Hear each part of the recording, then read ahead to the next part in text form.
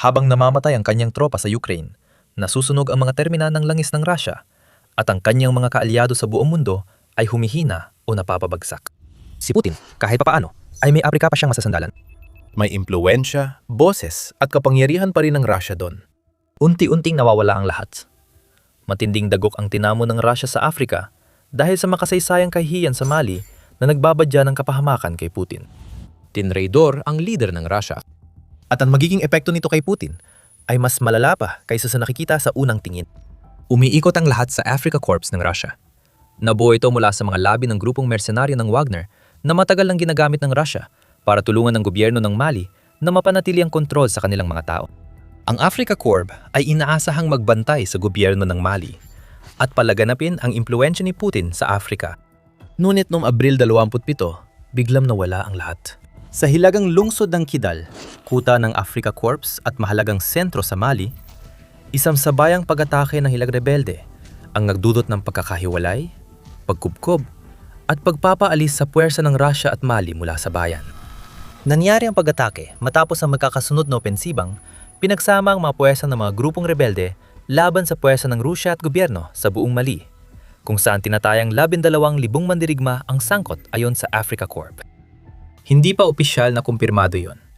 Kumpirmado lang ang putukan, mga pag-atake ng drone at mga pambubomba ng sasakyan sa kabisera ng Mali na Bamako.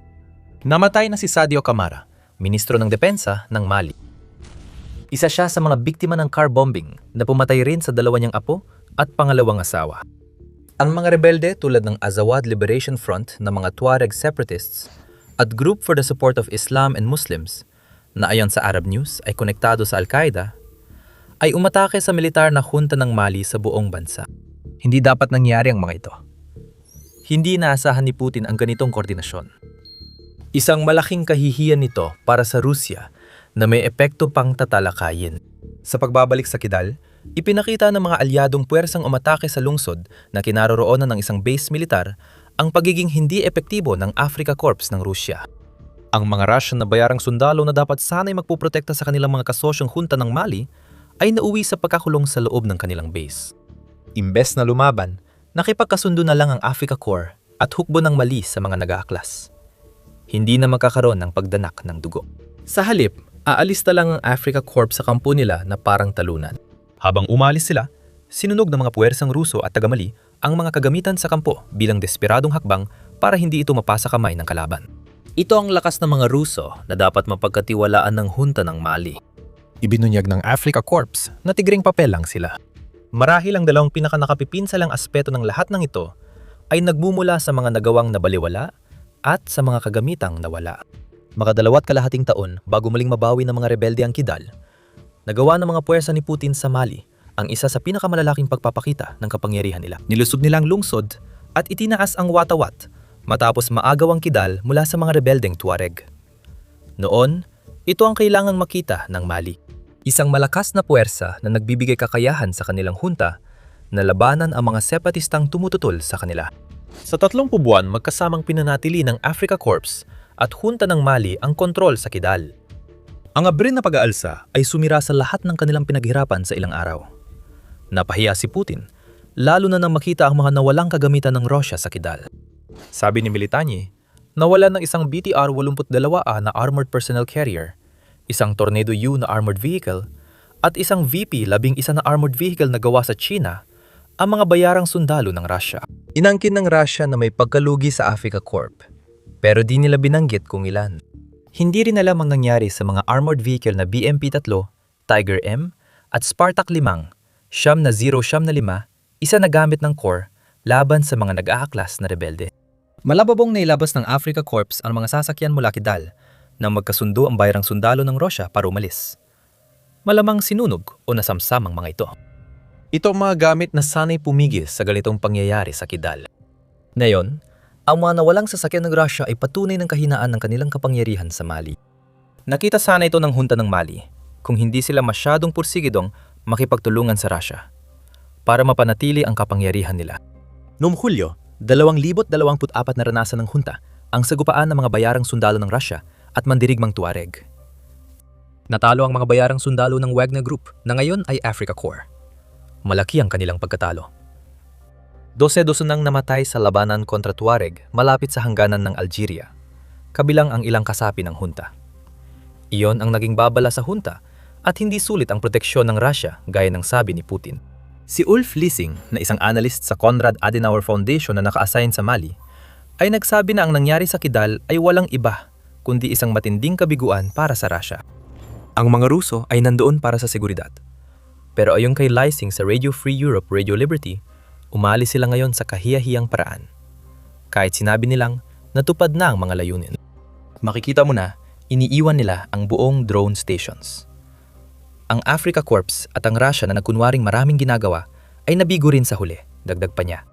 Naparalisa ang Africa Corps sa Mali, kaya ginagawa ng Russia ang lahat para makontrol ang pinsala. Iniulat ng Washington Post na nakipagkita ang leader ng hunta ng Mali kay Russian Ambassador Igor Gromyko sa Mali para talakayin ang mga susunod na hakbang noong Abril 28.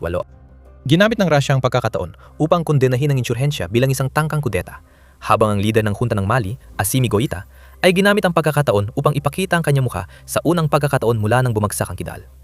Sinubukan ni Goïta na ipakita ang kanyang lakas. Sa talumpati sa telebisyon, matapos ang pagpupulong, sinabi niyang magpapatuloy ang operasyong militar hanggang maneutralisa ng lubos ang mga armadong grupong sangkot at maibalik ng pangmatagalan ang seguridad sa buong bansa. Maganda mang magbanta ng ganitong aksyon, ngunit hindi pabor sa hunta ng Mali ang kinalabasan. Katataboy lang mula sa isang mahalagang kuta sa reyon, ang hunta ng Mali ng mismo mga armadong grupong, sinasabi ni Goïta na malapit ng maneutralisa. Hindi maganda ang dating yan, lalo na't sabay lumikas ang hunta at grupong bayarang sundalong Ruso. Walang masyadong sinasabi ang Rusya. Tinawag ng Ministeryo ng Ugnayan Palabas ng Rusya ang pag-atake na tangkang kudeta at kinumpirma ang manasawi. Ngunit kaunti lang ang detalye tungkol sa pagkakasangkot ng Rusya. Ayon sa The Guardian, hindi ganon kalihim ang mga military blogger ng Rusya. Pinupuri nila ang Africa Corps sa pagpigil ng maraming kaswalti sa hunta ng Mali. Para itong damage control, kaysa totoong kwento ng 3 araw na labanan na nagresulta sa pagkawala ng pwesto ng Rusya sa isa sa pinakamahalagang lungsod ng Mali sa estratehiya. Ang totoo, kaihiyan lang ang inabot ng Rusya sa buong kontinente ng Afrika. Mas matindi pa ang kahihiyang ito. Ang akala mong nakahiwalay na insidente ng bayarang sundalo ng Rusya na pinalis sa isang bayan ay mas nakakasira kay Putin kaysa sa gusto niyang palabasin. Malaki ang epekto na nangyari at ipapaalam namin sa inyo ang mga iyon. Pero bago natin gawin yon, ito ang dahilan kung bakit namin ginagawa ang The Military Show, para ipaliwanag kung paano talaga gumagalaw ang kapangyarihan. Kung bago ka lang sa channel, mag-subscribe ka para hindi mo mamiss ang mga susunod na mangyayari.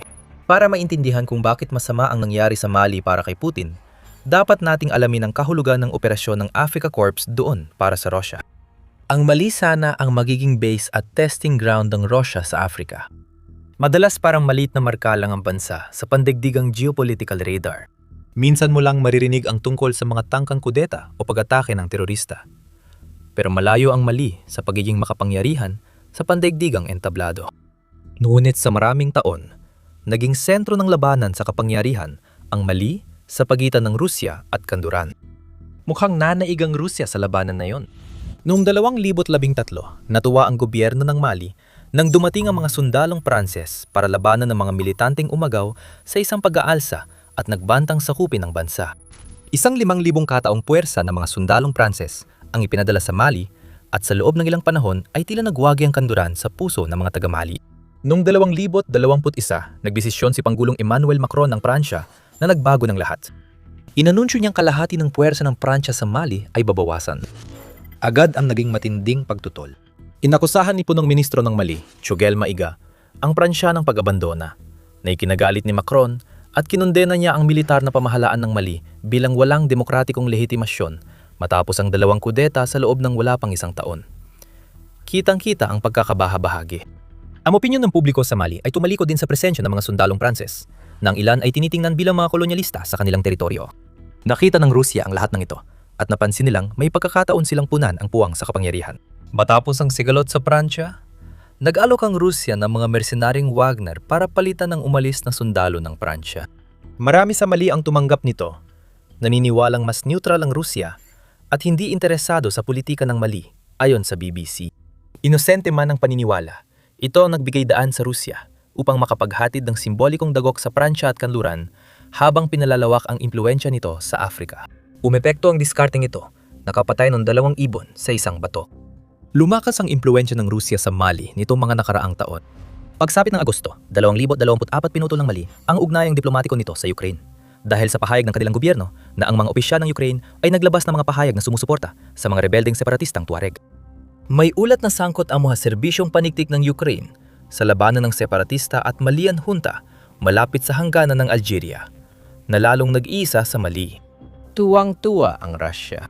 Umepekto ang Africa Corps habang lumalawak ang impluensya nito sa Mali. Nag-alok ang Russia ng proteksyon at mga tauhan, nilaso ng junta laban sa Ukraine at kanluran gamit matatamis na salita. At umepekto ito. Isang modelo para sa pagpapalawak ng impluensya ng Russia sa ibang bahagi ng Africa ang tila nabubuo, at lahat ng ito ay nakabatay sa lakas na kayang ialok ng militar ng Russia at ng mga kaugnay nitong grupong bayaran. Ngunit sa bawat plano ni Putin, laging may kahinaan. Nabunyag ito sa Kidal, at may 3 problemang dulot ng kabiguan ng Russia na protektahan ng mga kasosyo nito sa Mali sa mahalagang lungsod. Una, nariyan ang katotohanan na hindi nakita ng Russia ang pagkakaisa ng mga puwersang lumalaban na siyang nagpalaya sa Africa Corps mula sa Kidal. Malaking problema ito. Bukod sa lakas militar at proteksyon, inaasahan na magagamit ng Russia ang isang pandaigdigang network ng intelihensya na magbibigay dito ng kakayahang maagapan ang mga problemang tulad nito. Hindi nagawa ng Russia sa Mali. Nagkaisa ang mga rebelde sa hindi inaasahang paraan para sa Russia, pinapakita ang matinding kagustuhang mapatalsik ang Mali junta na nagbunsod sa pagsasanag ng mga separatistang Tuareg at mga militanteng Islamiko sa kabila ng kanilang ideolohikal na pagkakaiba. Kung ang lakas ng Rusya sa Mali at sa iba pang bahagi ng Afrika ay nakasalalay sa pagsasamantala ng pagkakawatak-watak, ang halimbawa ng pagkakaisang ito ang huling bagay na gugustuhin makita ni Putin. Iyan ang magpapabahala kay Putin, at kahit maraming pagpupulong sa mundo, hindi nito mababago na ang junta ng Mali ay nasa panganib. Ang grupong rebelde ay umaatake sa Mali, direkta tulad sa Kidal o sa pamamagitan ng pamumombang, gamit ang kotseng bomba at iba pang aksyon sa kabisera. Maring maganda ang kaguluhan para sa Rusya, pero ang kaguluhang yon ay kailangang mauwi sa kontrol. May hawak ang Rusya sa Mali sa pamamagitan ng junta, pero unti-unting napupunta ito mula kay Putin sa isang nakakaisang puwersa. Maaring mapatalsik ng malaking opensiba ang junta ng Mali at ibalik si Putin sa simula ng kanyang pagtatangkang impluensyahan ang bansang ito. Ngunit sa likod ng problemang ito, may mas malaking banta sa Rusya. Sinabi natin na ang Mali ay parang pagsubok para sa Africa Corps. Layunin ng pagsubok na patunayan na kayang ipagtanggol ng Rusya ang sinumang bansang Aprikano na humihingi ng tulong, kaya pinalitan ng mga bayarang sundalo ang puwersa ng Pransya sa Mali. Huwag mo nang isipin ang pakikipaglapit sa kanluran, sagot ka ng Rusya. Noong unang bahagi ng taong 2025, tinupad ng Rusya ang pangako nito sa pagpapadala ng 3 konboy na may mga nakabaluting sasakyan, tangke at ibang supply sa Bamako. Ngunit napag-alaman na ilusyon lang ang lakas sa halip na ang tunay na kapangyarihang militar na kailangan ng junta ng Mali. Nabigo ang Africa Corps sa unang totoong pagsubok sa Kidal. Mahina ang mga pahayag ng Rusya tungkol sa proteksyon sa mga mandirigma ng junta. Nakita natin na napalibutan ng Africa Corps at sumuko para makalabas sa alanganin. Isipin mo kung anong ibig sabihin nito para sa Rusya sa ibang bahagi ng Afrika. Kung itong puwersang inaasahang magpapalakas sa Rusya bilang pangunahing panlabas na puwersang pansiguridad sa Afrika, tiyak mapapansin ito ng iba pang bansang nililigawan ng Rusya. At hindi lang ang kabiguan ng Rusya sa Mali ang makikita nila. Ang mga nakaraang taon ay puno ng mga pagkakataon kung saan nangako ang Rusya ng seguridad. Ngunit nabigo naman itong protektahan ang kanilang mga kaalyado. Sa labanan ng Armenia at Azerbaijan, hindi na ibigay ng Rusya ang ipinangakong seguridad. Sa Syria, ang pagbagsak ng rehimen ni Assad ay maaring maiugnay sa kabiguang patunayan ng Rusya ang sinasabi nilang kapangyarihan. Ang kaso ni dating diktador ng Venezuela, Nicolas Maduro, ay halimbawa ng kaalyado ng Rusya na bumagsak nang hindi tinulungan ni Putin. Ngayon, sa Iran na nagbibigay ng drone sa Rusya mula nang salakain ni Putin ng Ukraine, puro reklamo lang ang Rusya tungkol sa Operation Epic Fuel. May mersenaryo at kagamitan ang Rusya sa Mali, pero nabigo sila laban sa sabayang atake ng mga rebelde. Tagapagtanggol daw ang Rusya. Paano pa maniniwala ang mga bansa sa Afrika matapos makita ang mga nangyari nitong mga taon? Hindi lang ang Kidal ang halimbawa. Bahagi ito ng pattern ng nabubunyag na huwad na proteksyon. Napahiya ang Afrika sa iba't ibang antas.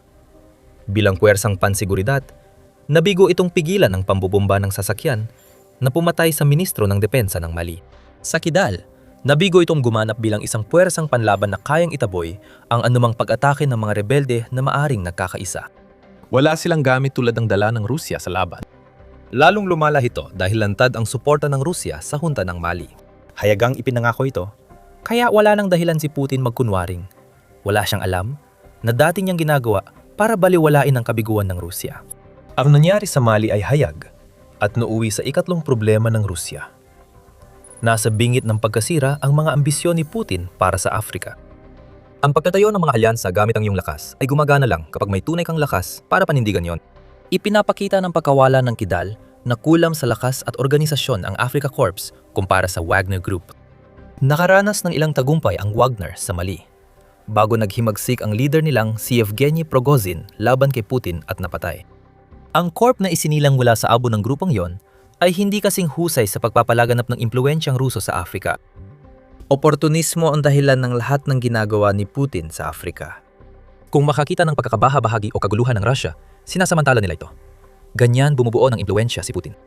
Ayon sa Carnegie Endowment for International Peace, hirap ang Russia na mahikayat ang ilang matatag na estado sa Afrika na sumama sa kanila. Marami sa mga estadong iyon ay may makasaysayang ugnayan sa Russia, pero hindi nila tinanggap ang mga bayarang sundalo ng Russia sa kanilang teritoryo. At tiyak na hindi rin nila pinuputol ang ugnayan sa iba pang mga kasosyo sa kanluran o China para tanggapin ang tulong ni Putin. Ginagamit ni Putin ang Mali bilang bahagi ng isang pangmatagalang plano para gawing pangunahing panlabas na puwersang Russia sa Afrika. At lahat ng iyon ay biglang nabigo. Ang mga pinakamakapangyarihang bansa ay hindi naman nagmamadaling hayaan ng Russia na ihiwalay sila mula sa kanluran noon pa man. Ngayon, napatunayan lang na tama ang kanilang mga naging desisyon. May madilim ding aspeto ang pagtatangka ni Putin. Palawakin impluwensya ng Russia sa Afrika. Sa katapusan ng Pebrero, ibinunyag ng intelihensya ng Ukraine na may network ang Russia ng mga mapanlinlang na plano para akitin ang mga taga-Afrika na lumaban sa digmaan sa Ukraine.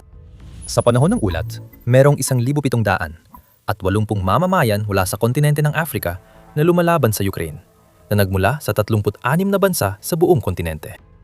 Inakit ng Russia ang mga walang kamalay-malay na mandirigma sa pangakong trabaho at visa, pero pinadala lang sila sa unahan ng labanan. Nangyayari lang ang panilinlang dahil kaya ng Russia makialam sa mga bansa kagaya ng Mali. Sa lantaran ng panlilinlang at pagbagsak ng Russia bilang tagapagtanggol ng malilit na bansa, nagiging mapanganib na resipe ito para sa pagkawasak ng impluwensya. Inasahan sa ng gawing simbolo ng tagumpay ng Russia laban sa kanluran ang Mali.